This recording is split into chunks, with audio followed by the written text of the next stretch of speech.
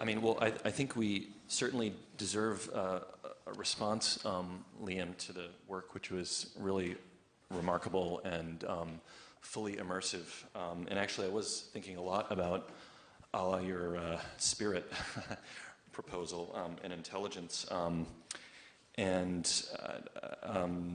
thinking about this sort of bioanimism associated with the even the kind of personality associated with the I, both forms of I, both the I's in an individual and I's in the visual aspect, and the homage to the carrier pigeon was apt.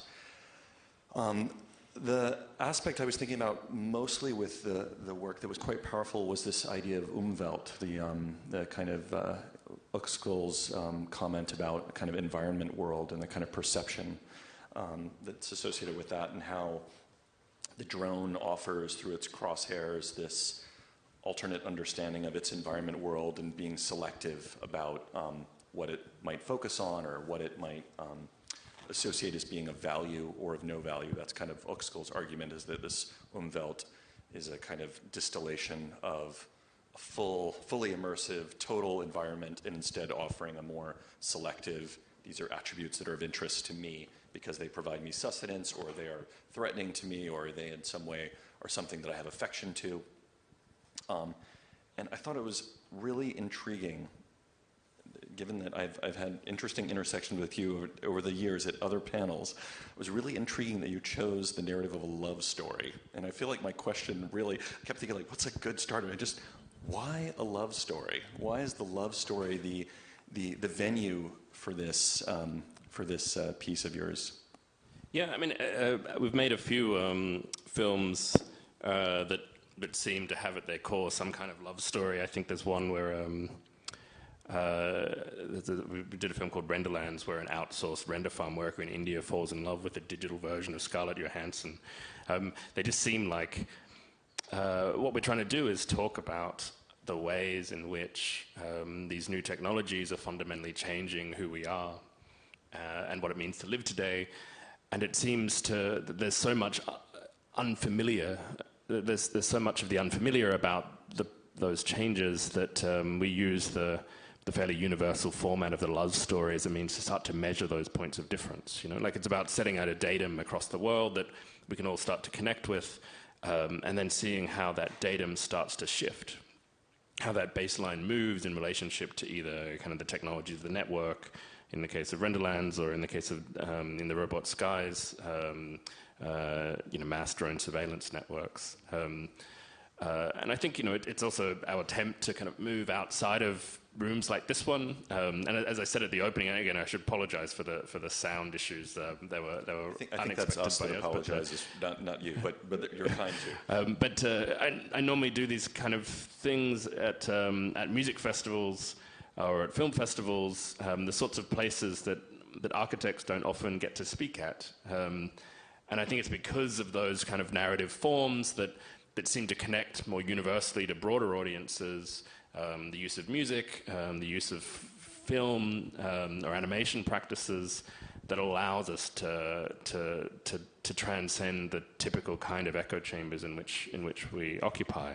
And I think it's something that as designers we should be doing much more of. If we really value the things that we do, if we think the stuff that we're talking about is important, then the onus is on us to find ways and mechanisms and forms of narrative that allow those stories to actually get out into the world with a force that might find traction. Mm-hmm. So we make love stories.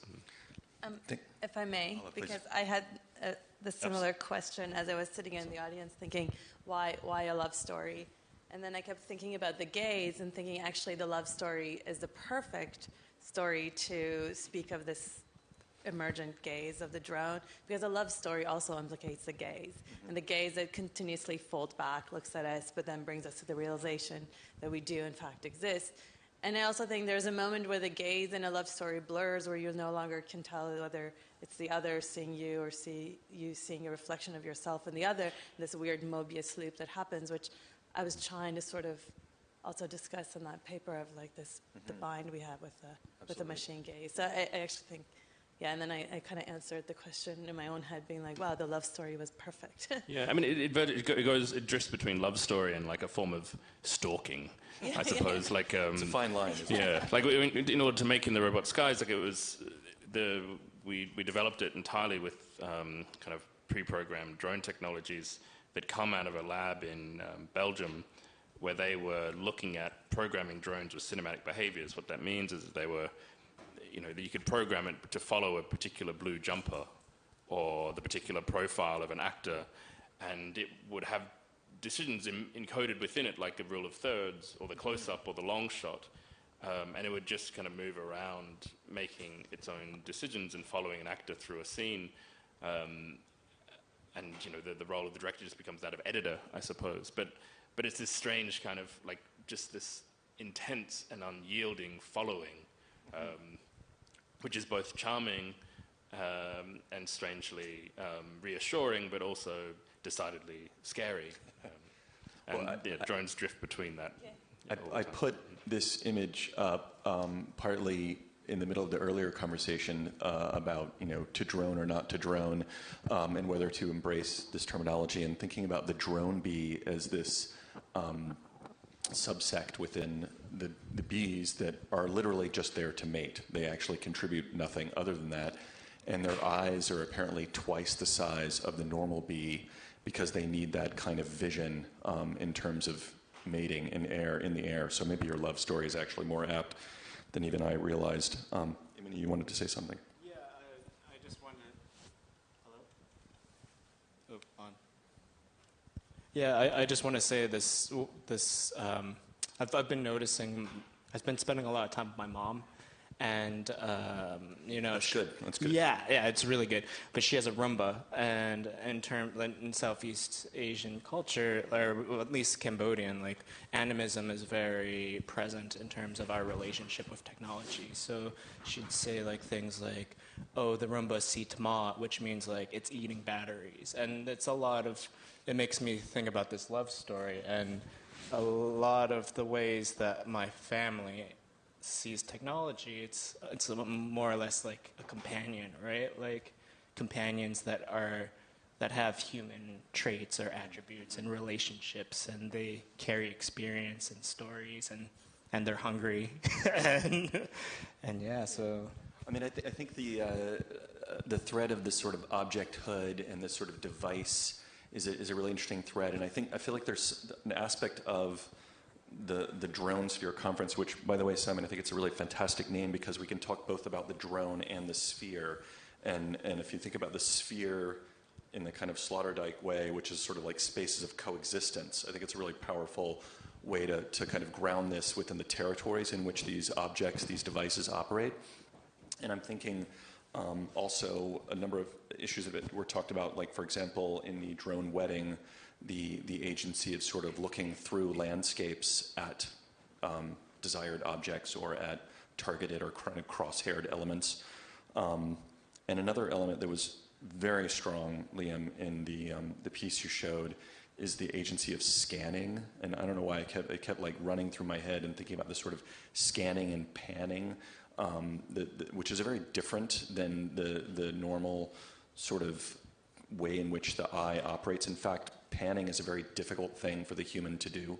Human can't really pan. We don't pan well because we're jumpy. And that the drone has this sort of ability to do something that we can't, tenfold in terms of its other devices. And I was thinking about, back to architecture, I was thinking about Corbusier and his use of the ramp. And the ramp is this sort of powerful, almost proto-technology of space that allows for a kind of smoothness. And just see a really strong connection between the kind of incredible smoothness, almost disturbingly smooth scan of the video work that you showed, and now the thing that's jumpy is the crosshair. I mean, the interface on the piece was really remarkable. Like all of the interfaces, I don't know how many you used, like 6 or 8, but the jumpy crosshair and the smooth scan, I feel like speaks to the sort of power of that singular object with regard to territory. Like that, for me, is the leap between the device and the territory, is the power of scanning. Yeah, and I think I mean, we're trying to do a lot of work around it at the moment, but how a machine sees is really important when we start to imagine how we're remaking our world, no longer for our own patterns of vision or occupation, but for the way that these machines start to see. So the animated sequences that you saw, this kind of animated cubist painting, this Zaha-esque kind of thing, was an installation we did called City of Drones, which is trying to simulate the abstractions that come out of this mechanism of seeing. And Ben Bratton refers to it as kind of the reverse uncanny valley, that we've moved beyond the traditional uncanny valley where we no longer are unsettled by seeing the simulated versions of ourselves that we create through technology, but the reverse uncanny valley is now the unsettling feeling where we see what we look like through the eyes of a machine. Like, that's the space that we're now in, and that's sometimes quite disturbing. But it's something we need to wrap our head around, because we're literally remaking our cities for these systems of scanning. Soon streetscapes will evolve, not based on our own sensibilities and how we like to get coffee in the morning, or the distance that we can comfortably stroll or walk our dog, but based on how a driverless car understands what a tree is versus a 70-year-old person walking across the street versus a school kid versus a parked van. Those tendencies, just like we've seen throughout the development and rollout of technologies in urban spaces, are going to really remake what the street is, what our buildings are. We're not going to be able to have a curvy, shapy Zaha building anymore, because not because she's gone or because we don't like Patrick Schumacher anymore, but because a driverless car finds that kind of double curvature difficult to understand. If we do have that, we need to kind of perforate it or decorate it in these little kind of calibration crosshairs so that these machine vision cameras can actually make sense of it. And I think we need to be in charge of and develop new kind of forms of empathy with the way that these devices start to see, in order for us to really understand the seismic shift that they're actually setting in motion. Yeah, I mean, maybe just to quickly continue on that, it always intrigues me to just like even go back and think about the Google Inception project, like the neural network that sort of started this moment of apophenia, when just like the running the neural network, images start to emerge that, you know, is totally unexpected. And so, yeah, what happens in this very uncanny moment of us seeing something unexpected as our own reflection? And so I think I am interested in like thinking beyond vision as human vision, but what does vision really mean if it does become truly machine? Great. Why don't we take a couple of questions from our patient audience? Anyone who hasn't had a chance? We'll start over here. Thank you. Excellent film presentation. I was thinking in a question before the film, but I still want to make the question, even though I think that you answer some of the questions that I have in my mind. How do you foresee, and also for the audience and the excellent speakers, how do you foresee the usage of drone in 5 years and 10 years from now on, from the point of view of ideal usage and as an added value for society? And I love the way that you describe with the love story, because without human factors, drones, I don't think that will add really minimum value to society, except technology. But I think that from the ideal point of view, what will be in 5 years the uses of 5 years and 10 years, the ideal picture. Thank you. Thanks. Just as a simple question. It's really a question that we should be asking about all of our technologies. I'm sure it's been touched on today, but drone technologies aren't a thing in and of themselves. Drones are only effective because they are just the pointy end of a planetary scale network of connections. Like drones themselves, like if you unplug a drone, it becomes a decidedly useless paperweight. Its only value is that it's a remote way for us to operate, and it does so through this this network which ties us to devices in our pocket. It connects us to each other in really profound ways. It allows us to elect an idiot on Facebook. Those same technologies are really the things that are at the beating heart of the drone. So it's less about how do we want to see drones rolled out in the next 5 or 10 years, and it's more like what is our relationship to this extraordinary network of connections, and what do we do with it? And I don't think we've really answered that question, because none of these systems actually solve any particular problems that have emerged. They're just extensions and exaggerations of ourselves, and they're equal parts fear and wonder, not because that's inherent in the technology itself, but because that's who we are. And so the same drone, we can talk about delivering medical supplies to remote villages. We can talk about it like Carlo does, monitoring traffic and optimizing the flows of infrastructure, or making a party pontoon in Amsterdam. We can also talk about it spying in the windows of a teenage girl, dropping bombs in villages in Pakistan. These technologies are going to be doing both of these things in the next 5 or 10 years. They're going to be both horrific and wondrous. So I wish I had a more simple or a clearer answer. But you can, in the Brilliant sense, you can't embrace the possibilities of what these things do without understanding the implications of their unintended consequences. So they're coming, whether we like it or not, they're coming. And I think we just need to be kind of more critical of the ways that these things set in motion unintended effects. As much as we are embracing the possibilities of what they might be. One thing I do think is important, though, is that, and the reason we've been doing a lot of work around drones is because we're at a really interesting moment where they have become accessible forms of technology. We're now at a point where there's more civilian drones in the air than there are military drones. You can walk down the street and you can buy a 4K camera drone for a couple of $100 and in half an hour learn to fly it like a professional. That shift, that kind of democratization has been important. Getting above the earth used to come with really extraordinary cost and restrictions, and now everyone can do it. And that's both a blessing and a curse, of course. But this is where we see interesting things happen, the point at which technology becomes in the hands of everyone. That's where we really see its cultural consequences. Mm. Absolutely. Thank you. Questions from patient audience members further back?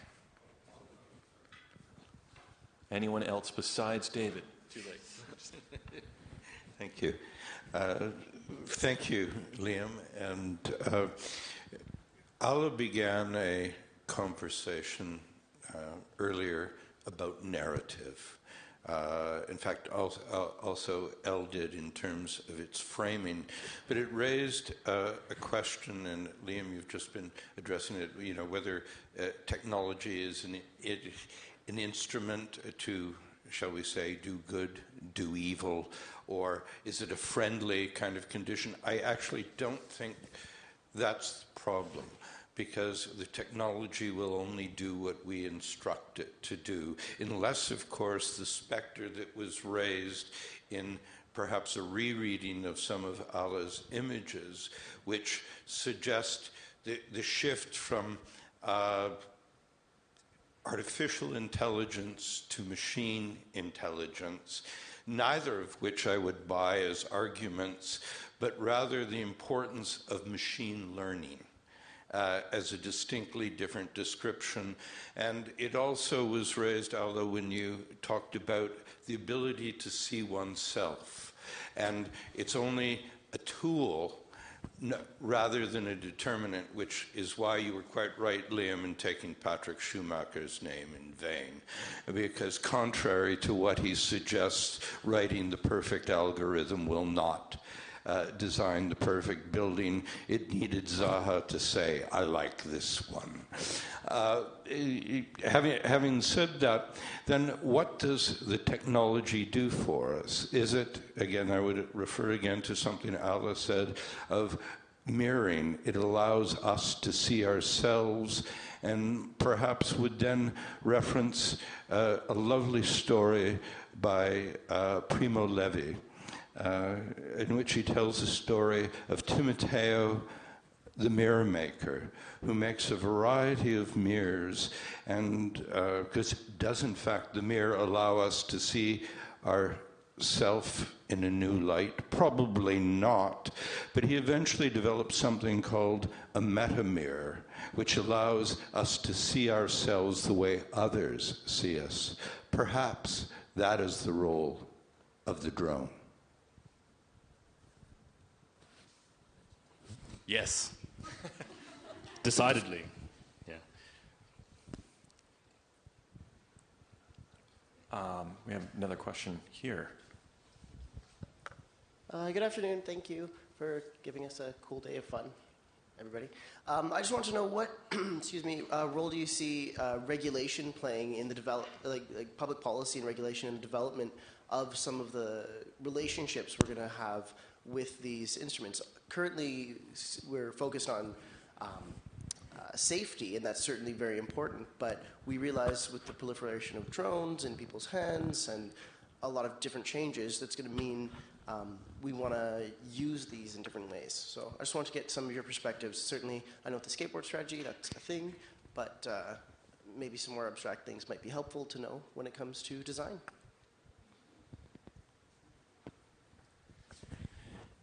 Yeah, I mean, I think how we regulate these things is a question we really haven't figured out. I mean, all of this stuff is what I would describe as kind of before culture technologies, that they've arrived faster than our cultural capacity to understand what they are and what they mean. And it's only now, like we see, I'm sure it was talked about at some point throughout the day, that what we're seeing happening in the UK and now I think in the US, where drones are interfering in the airspace of airports, the massive holes in our understanding of what we do with this stuff. It's when you push against the edges of what's possible that these kind of gaps are revealed. The scary thing is that we're still in the middle of a court case around kind of Kim.com and file sharing. Like, we still don't understand the legal frameworks through which a book is read by me and then passed on to Allah, and that's sharing, but a movie is watched by me, I put on a USB drive and I give it to you, and now that's piracy. Like, we're still having that debate. Like, the thought that at any point soon we're going to figure out what the hell we do with drone technologies, and what it means that someone can buy that cheap drone down the road and fly it and capture extraordinarily precise footage of someone. Like, our legal capacity to regulate these things is so glacial against the rush of the necessity to monetize them and put them out into the world. Like, what drones are great examples of is how we actually need to think about the regulation of the production and the output of technologies. At the moment, most of our R&D, the funding frameworks around R&D at some point look at monetizing as quickly as possible. And what it means is that 15 years after Facebook gets into the world, we have to have a Senate hearing to figure out how to put the genie back in the bottle and why Donald Trump was elected. Like, this is not the way that we should be going, and we're going to see the same thing with drones and with driverless cars when, car companies have invested billions and billions of dollars in putting them into the world. These things are coming, whether we like it or not, whether we've figured it out or not. They're on the verge because the weight behind the lobby to make them so, to recoup some of that investment is so extraordinary. So I think we need to find ways to start to bring these technologies in the world at a pace that mirrors our ideological capacity to determine what they might mean for us. But this isn't the solution. It's just reframing your problem and question. But I don't know what the solution is.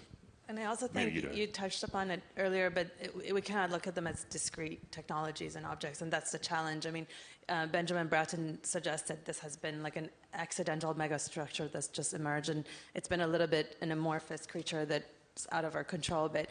And the design brief is how to now create its evolution with intent, but its intent has to happen under this sphere or this ecology, or this sort of meta mirror that David you were referring to. Maybe is not just the singular drone, but this sort of network of reflective objects, visions. Yeah, but I do think and this again maybe talks to David's beautiful response was that what these technologies do, and the reason why we think it's important to be playing with them, to put them in the air, to chuck speakers on them or weird costumes or whatever, is that it's only through testing these different kind of potentials of what it is that we start to prototype different kind of cultural responses to them. They do become strange kind of mirrors.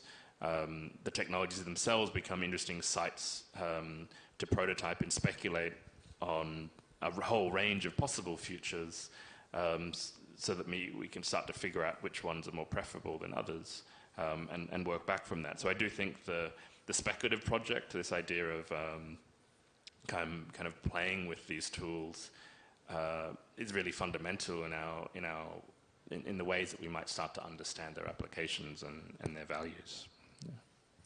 Yeah, I think just providing another mirror, maybe back on history, I keep thinking of Belguede's Magic Motorways and this sort of envisioning of highways as a project to imagine how cars might materialize and what kind of infrastructures would be produced in the wake of this singular object, and how even literally a whole General Motors kind of pavilion, Futurama, was imagined, in which you would walk into this pavilion and see this full territory sort of re-scripted and rewritten with this magical thing called motorways, and literally, like, to even associate it with that as a sort of magical motorways was a form of kind of speculative future near fiction. 1940, imagining the kind of deployment of that as a new way in which the ground is rewritten.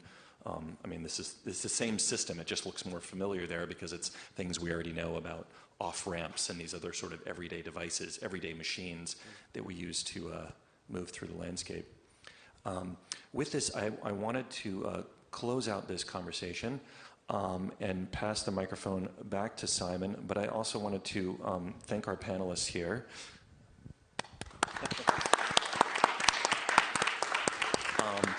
And I also wanted to just give what I guess I don't know if they still call it props or shout-outs or what the proper lingo is anymore, but I wanted to give a shout-out to Simon for putting this whole event on, and congratulate him on the first foray into a student-run colloquium from the MARC program, and the first occasion in which a fellowship out of the Howarth-Wright Fellowship is that was invested into this project. It's really remarkable that a Master of Architecture student, A, was able to pull it off while they're doing their thesis, and B, that they were able to kind of find the time and energy to bring such incredible people into the building in such a professional setting. So props to Simon.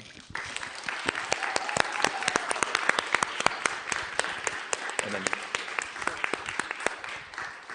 well, maybe I'll just offer a brief closing word and some thank yous. But Liam, somehow I'm kind of happy that the sound was so strange and that it did not perform in the way that we anticipated. I think that somehow in seeing the aesthetics that leveling algorithm produced, we kind of saw the rigidity of a fixed system, which I think is super interesting, and I appreciate as an artist and a designer, it's very annoying and frustrating, and I'm sorry it happened, but then I'm also glad it happened because it allowed for the techniques which provide us the means to act to be more visible, and I think that's a productive thing to happen sometimes, or maybe only in this context. So thinking about, I guess John Harwood invited us to that one of the roles of a designer is to try to make these vast systems visible. So I'm also appreciative for the kind of images of the salt flats that you showed and other things like that. But it also seems like it requires kind of stepping outside of the usual boundaries of architecture, which I think that all three of you have done in really nice ways. And it's why I'm excited that people like Sam and Hillary and others could participate in today. How might an architect start to gain a purchase on understanding a kind of LiDAR technology? How do we even start to grapple with the kind of possibilities of these things to kind of understand them for ourselves? So I think that kind of drove a lot of the decisions that made today happen. So kind of with that closing note, just thank you again so much. Thank you, Liam. Thank you, Immony. Thank you, Ala, and all of the other participants today. Thank you to the Daniels faculty for things like the Howarth-Wright Fellowship and just generally supporting the day. Thank you to the Italian Cultural Institute of Toronto for co-presenting the Projective Urban Air Mobility panel and for allowing Giovanni to participate in the morning. And also thank you to Fado again. And also thank you to Yoni, who managed a kind of like technically annoying day. So just